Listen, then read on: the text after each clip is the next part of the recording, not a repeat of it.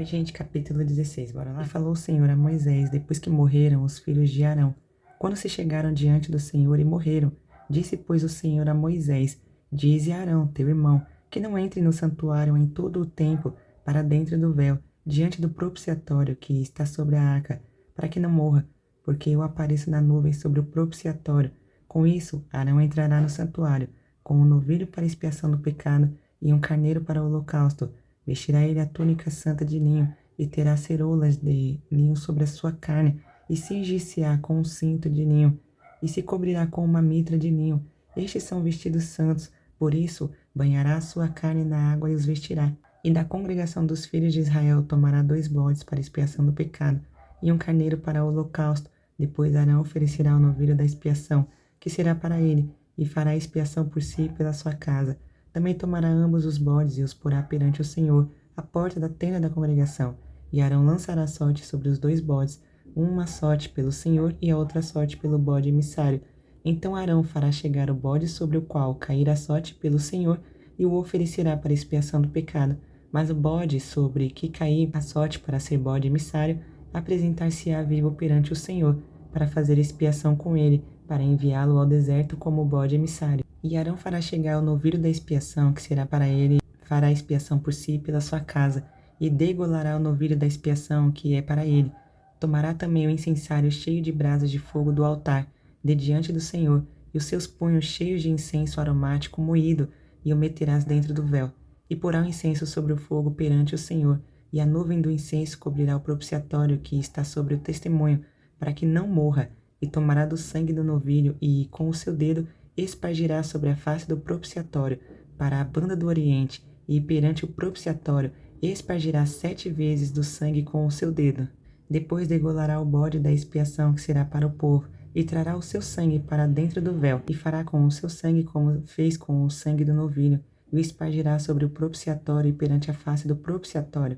Assim fará expiação pelo santuário por causa das imundícias dos filhos de Israel e das suas transgressões, segundo todos os seus pecados, e assim fará para a tenda da congregação, que mora com eles no meio das suas imundícias. E nenhum homem estará na tenda da congregação, quando ele entrar a fazer expiação no santuário, até que ele saia. Assim fará expiação por si mesmo, e pela sua casa, e por toda a congregação de Israel. Então sairá ao altar, que está perante o Senhor, e fará expiação por ele, e tomará do sangue do novilho, e do sangue do bode, e o porá sobre as pontas do altar ao redor. E daquele sangue espargirá sobre ele com o seu dedo 7 vezes, e o purificará das imundícias dos filhos de Israel, e o santificará. Havendo, pois, acabado de expiar o santuário, e a tenda da congregação, e o altar, então fará chegar o bode vivo, e Arão porá ambas as suas mãos sobre a cabeça do bode vivo, e sobre ele confessará todas as iniquidades dos filhos de Israel, e todas as suas transgressões, segundo todos os seus pecados, e os porá sobre a cabeça do bode, e enviá-lo ao deserto, pela mão de um homem designado para isso. Assim aquele bode levará sobre si todas as iniquidades deles à terra solitária, e enviará o bode ao deserto.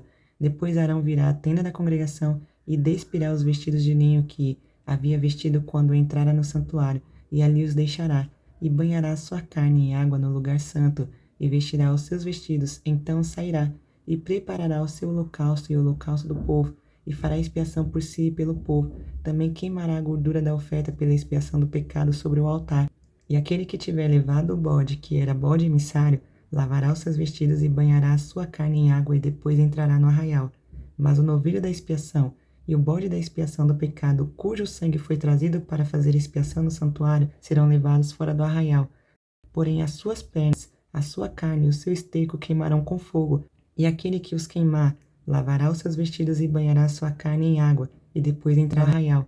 Isso vos será por estatuto perpétuo no 7º mês. Aos 10 do mês afligireis as vossas almas, e nenhuma obra fareis, nem o natural, nem o estrangeiro que peregrina entre vós, porque naquele dia se fará expiação por vós, para purificar-vos, e sereis purificados de todos os vossos pecados perante o Senhor. É um sábado de descanso para vós, e afligireis as vossas almas. Isso é estatuto perpétuo. E o sacerdote que for ungido e que for sagrado para administrar o sacerdócio no lugar de seu pai, fará expiação. Havendo vestido os vestidos de linho, os vestidos santos, assim expiará o santo santuário, também expiará a tenda da congregação e o altar. Semelhantemente fará expiação pelos sacerdotes e por todo o povo da congregação, e isso vos será por estatuto perpétuo, para fazer expiação pelos filhos de Israel, de todos os seus pecados, uma vez no ano, e fez Arão como o Senhor ordenara a Moisés. Bom, os sobrinhos de Moisés, que eram os filhos de Arão, eles morreram, e nesse momento Deus ele fala com ele novamente, com Moisés. E você se lembra onde é que ocorreu essa morte? Se você se lembrar, coloca aí no comentário, tá bom? Pois é, Deus ele agora ele deixa bem claro que não se deve entrar na presença dele sem a autorização. A causa daquela morte, do capítulo que eu falei, se você se lembra, pois é, volta a ser explicada aqui.